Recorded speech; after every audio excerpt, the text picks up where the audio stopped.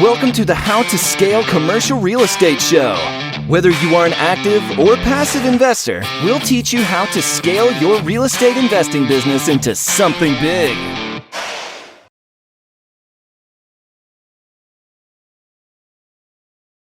Hey, Alex, welcome to the show. Thank you so much. Oh, man, it's great. It's great to have you on here. I'm excited about our conversation today. The basic flow of the show, we say this to everybody that comes on, is where'd you start? Where are you now? And how did you get there? Can you kind of share with our listeners that journey for you?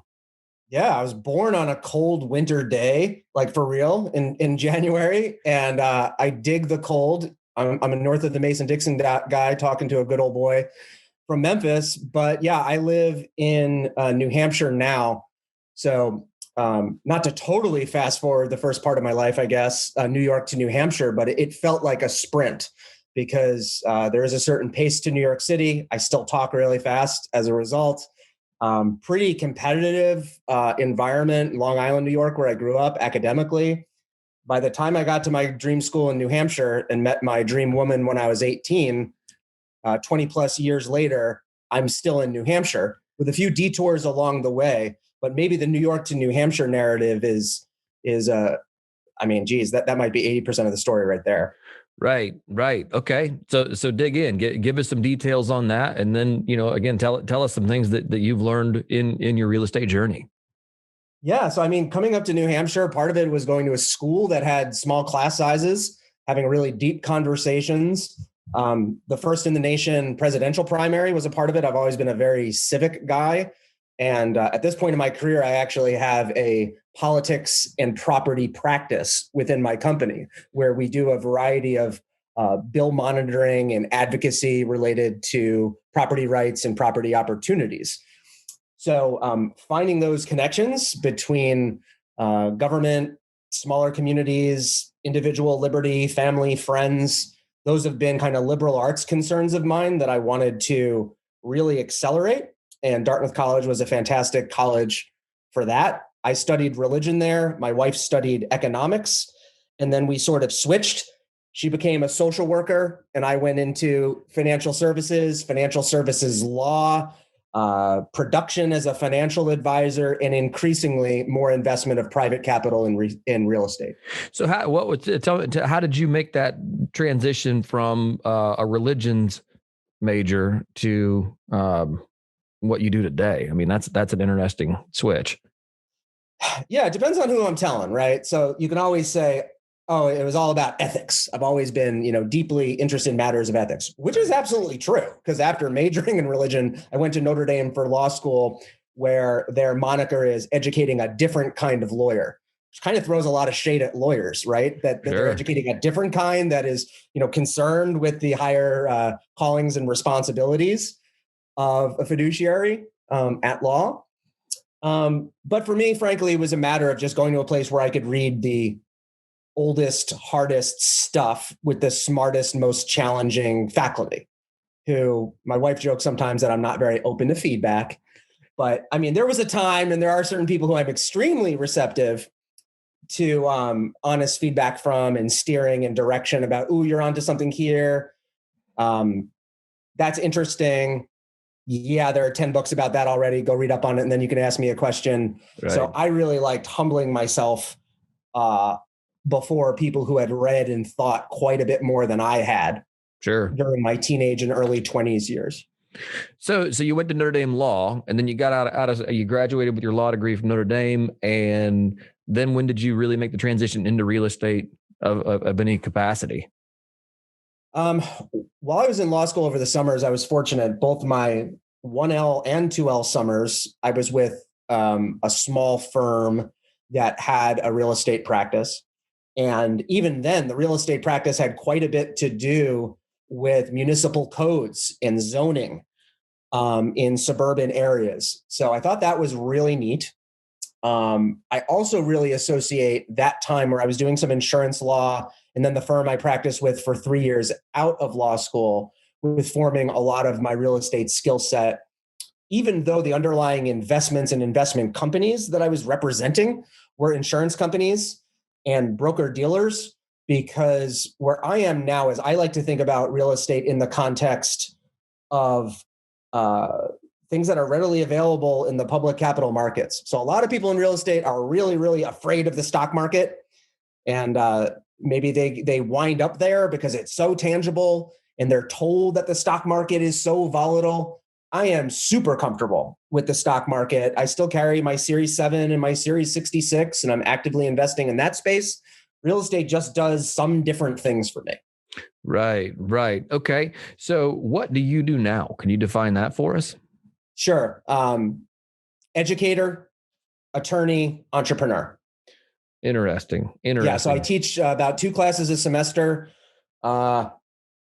6 minutes that way at the University of New Hampshire's business school. I teach a variety of courses in finance and business law at the undergraduate and graduate levels. That's really important to me. Since I have that ivory tower affiliation, it really incentivizes me to just fill the top of the funnel with information and say, hey, if this stuff's a little bit too crazy for what I might do in my businesses this week, well, I can prepare the next generation for stuff that might be relevant to them in a half generation. So right. I love teaching. It really subsidizes the futurism, the absent-minded professorism. I love that. That's a really important part of my life. And then I'm still a licensed and practicing attorney. I have a private client practice, and I do a lot of negotiation of my own real estate contracts and real estate contracts for other people. And then I'm also affiliated with a broker dealer as a financial planning specialist and managing partner of a $600 million financial advisory shop. Wow, that's a lot of being pulled in a lot of different directions all at once. Yeah, how do you have time to sleep? I sleep more than my wife does. We have 6-year-old twins and a 3-year-old and a dog and a cat that I'm allergic to. I'm allergic to the dog and the cat, not the twins and the 3-year-old. But yeah, I mean, she's incredible. You know, she's been my thinking and planning and dreaming partner for 2 decades. So right. She's irreplaceable. That's awesome. Yeah, it's definitely a team sport. So you mentioned when you're doing your attorney work, you're basically one of your own best clients. It sounds like. I mean, you're using what you know to advance your real estate holdings. Is that right? Yeah, when I was in law school, the most challenging course for me as a first-year law student was contracts. And I've heard this from quite a lot of lawyers, that the area that is most challenging for you in advanced studies sometimes becomes your area of specialty.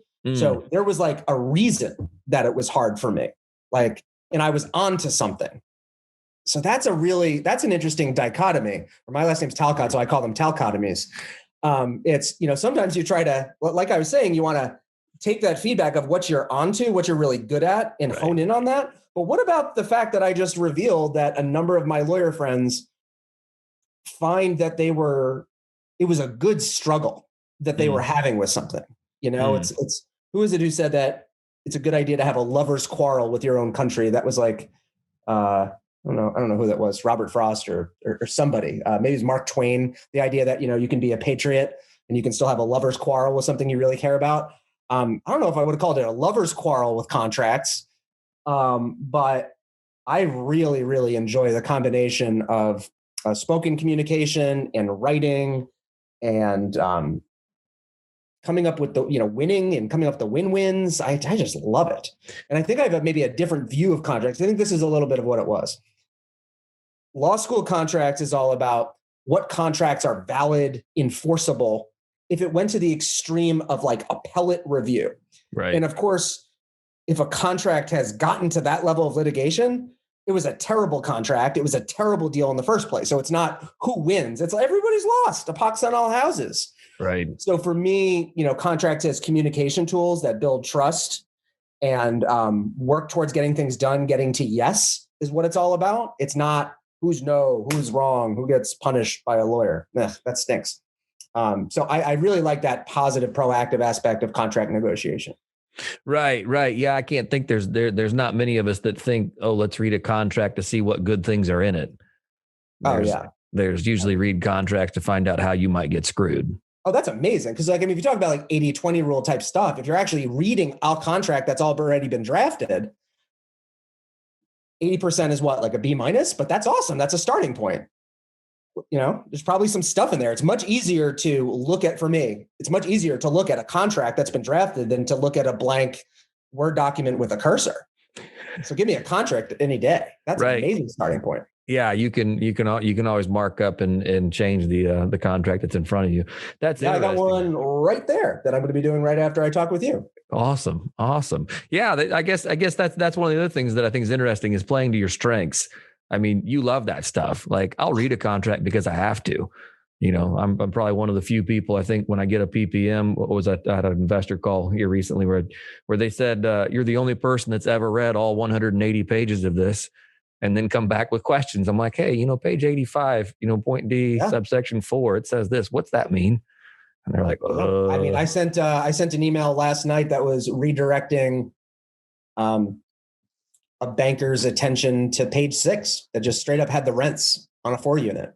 So at night on a holiday, I get an email saying, oh, is this like an unrented property? I was like, no, it's 4 for 4 rented. And it's not that far into the PDF that I sent along that has them right there. It's a really good deal. Right. Here's a deal on a platter. Right. No, that's interesting. What are you currently buying? Yeah. Let's do where I'm buying, because I think that's maybe the most interesting flip that's happened in the last few months. In my own state. So I was this, and I'm in New Hampshire, man. I'm not in that Smile State region.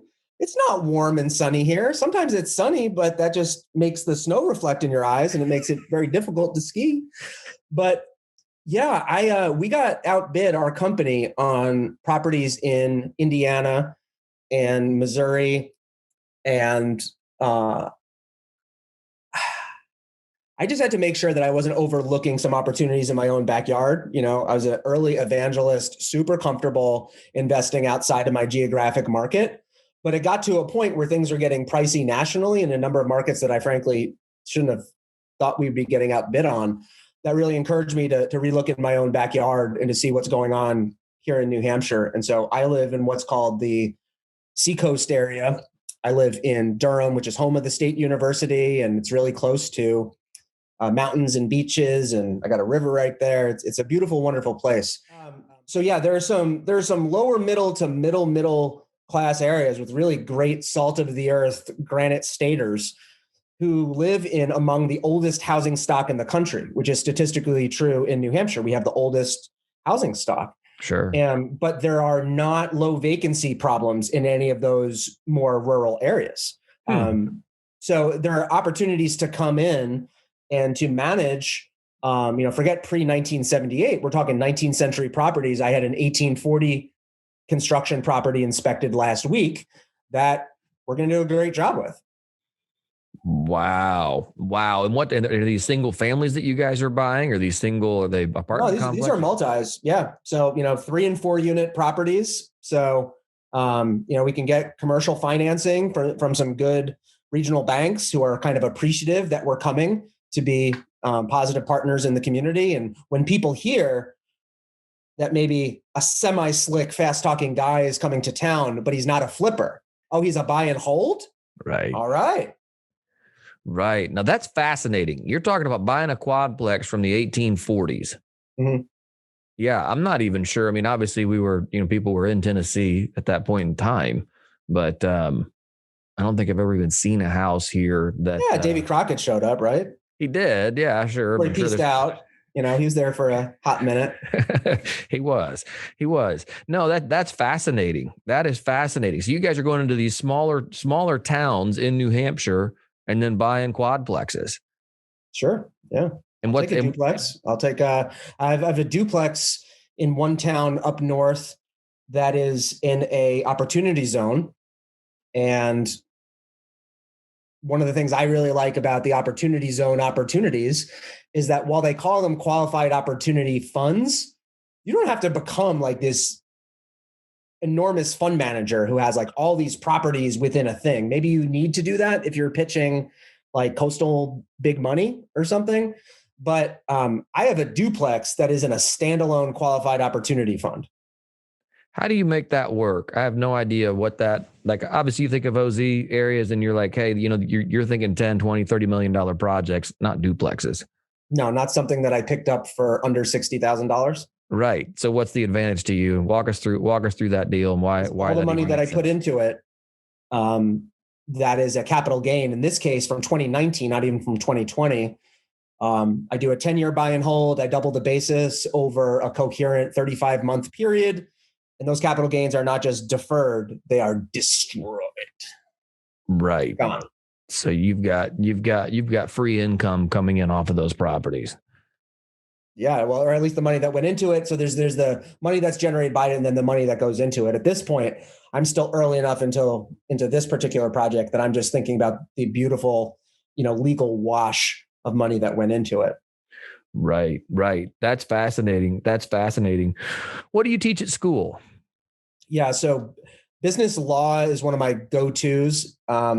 At the University of New Hampshire, not at the law school, but at the business school. There are two of us who come in and teach the business law classes. There's myself and a gentleman who's affiliated as an in-house counsel at Liberty Mutual. So we teach those classes. And then in the finance space, the course that I've taught the most times at UNH is Introduction to Financial Management, which is at its core a corporate finance course. But I teach what I consider three legs of a stool: corporate finance, government finance, and personal finance, as a true introductory, diversified, useful for yourself, your family, your community, your society, understanding of financial management. And then I'll do fintech courses at the graduate level, corporate financial strategy for MBA or MS in finance students. That's interesting. My goodness gracious. Yeah. Can't even imagine what those courses would look like. I rode the short bus and was probably the dumbest kid in class. So those types of things kind of go. I don't even know what the courses look like. That's the whole point. Actually, I'm very whimsical, or I like to think so. So my courses are upwards of 60% current events ripped from the headlines. So let's say Turkey hacked JP Morgan Chase yesterday. Right. That's what class is going to be about. That's interesting. And how do you tie that back to, real estate, to law, to finance? Like how do you tie all those back in? Yeah, well, I mean, real estate finance benefits from having an understanding of capital markets. And I take a very broad view of capital markets. And so I like to joke with my students that one example of a capital market that's probably not mentioned in your textbook, but is a really good one, is called college buddies. So I'm not saying like burn up your phone and sell them steak knives and painting and whole life insurance, but really, if you build a network of people who think well of you, they may be clients and collaborators in the future. They might be some great investors of capital in things that you do. Mm-hmm. And so, yeah, a lot of real estate finance is not working up the guts to call up a bank or visit a bank. A lot of it is, personal network capital. So I love talking about that. Right. And has that been one of the keys that's helped you scale your real estate investments? I think, something that, to gush on your show a bit is how to scale commercial real estate.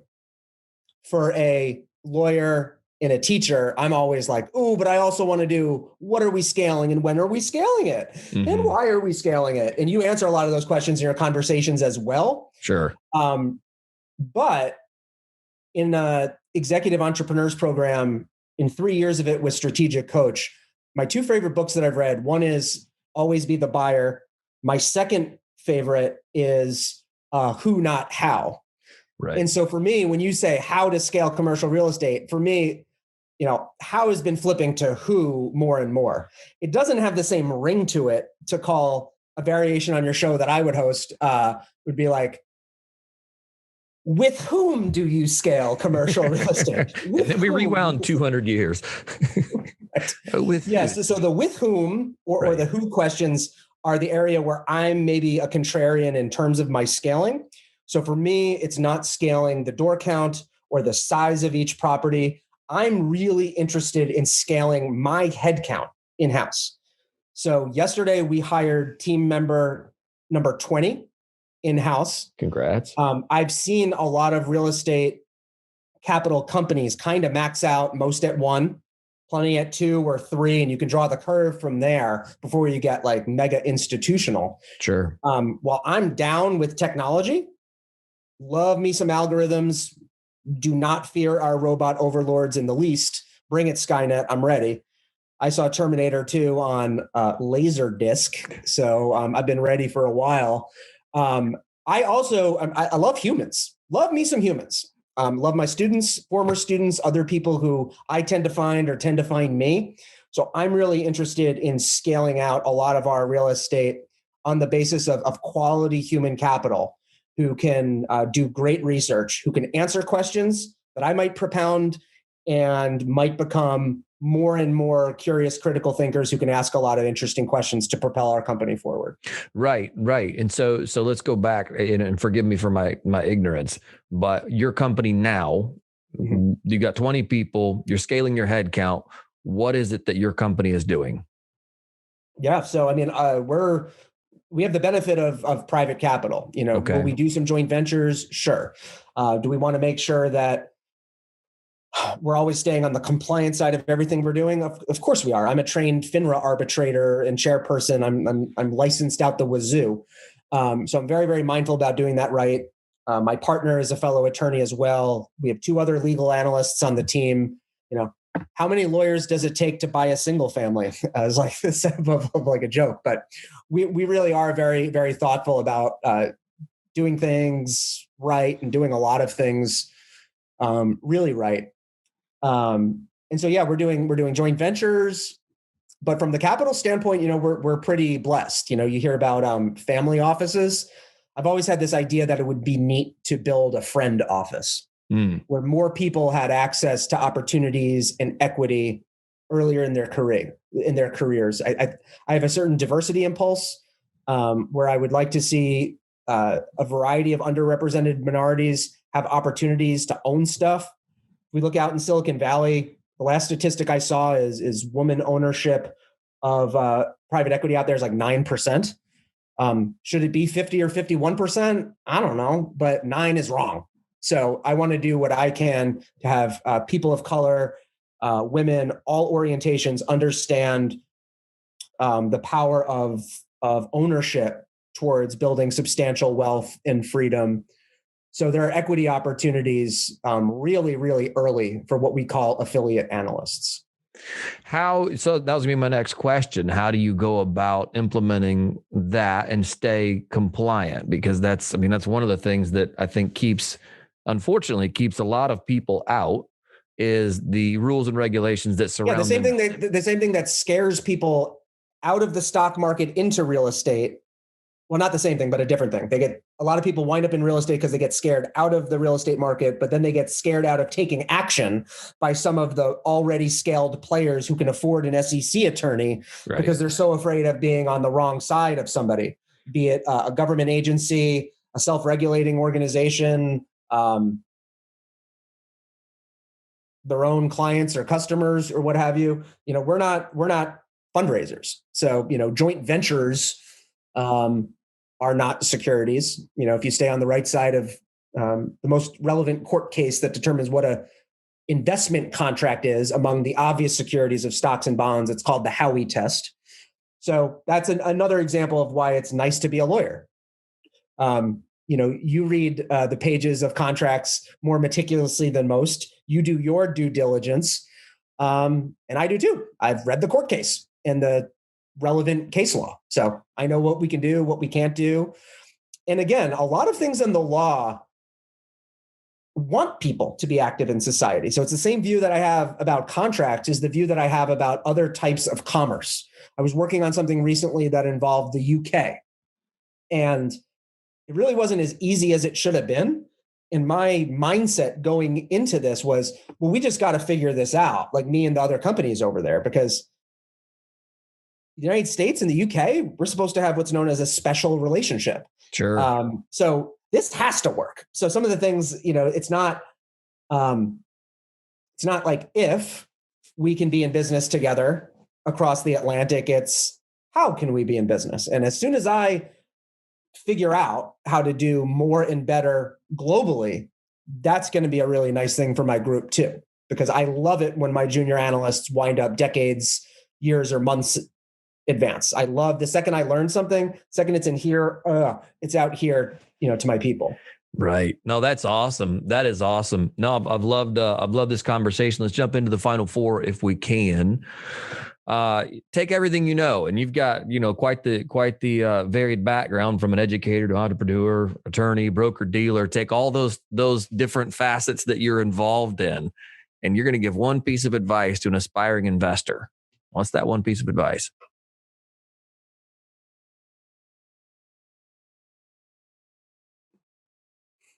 Do you have a Roth IRA? Interesting. Okay. Explain. I can talk myself and other people in circles, but there are certain first steps that will probably not involve much or any exposure to real estate that I like people to own in their personal finance realm.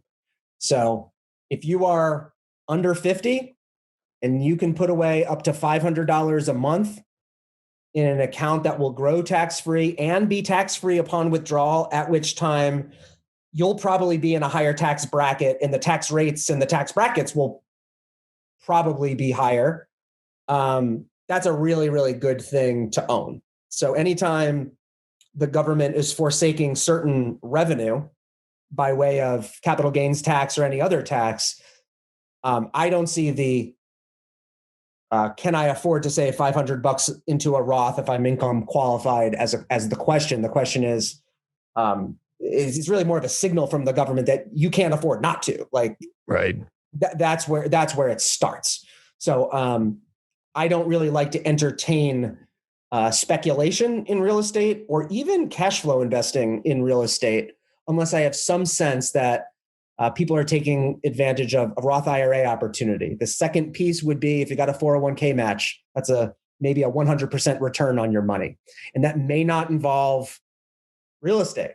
So love real estate, but it might not be the first or second thing that you do. So there might be some binary do this first points of advice before it's really fun to get in the weeds with people about what's an IRR, what's a submarket. Sure. No, that's awesome. That's awesome. What's one thing you're currently doing to stay on top of your game? I'm not on a treadmill right now while I'm talking with you, but I would say maybe 70% of my communications the last several months have been on the go. I'm either on a treadmill, I'm walking outside.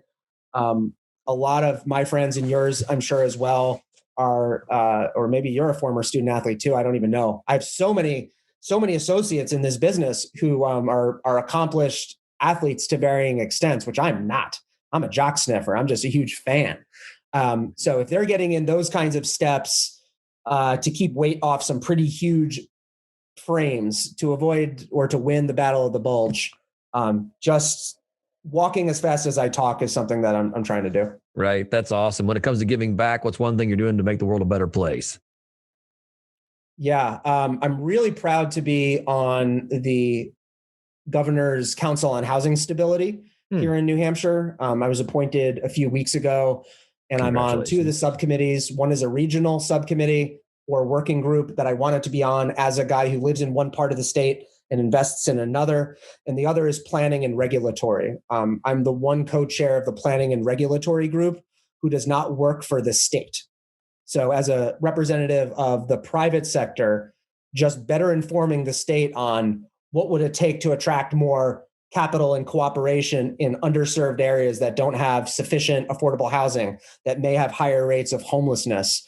I love being a private sector volunteer in my home state of New Hampshire in that regard. Right. No, and we need more of that. We need more of that because there's, I think, like you said, there's so little of it that, that's awesome. Good for you. More government councils need entrepreneurs who rock hoodies. That's correct. That's correct. I love that. If our listeners want to get in touch with you, what's the best way to do that? Yeah, check me out on Instagram. LexDan. I'm the Alex of LexDan, and Daniel Barley is an outstanding real estate attorney and investor and educator. And we formed LexDan in the summer of 2019. And if you go to LexDanRE at LEXDANRE on Instagram, you'll see some pictures that tease out what we're up to. That's awesome. Alex, thanks so much for your time today. This was awesome. I certainly appreciate it. Thank you.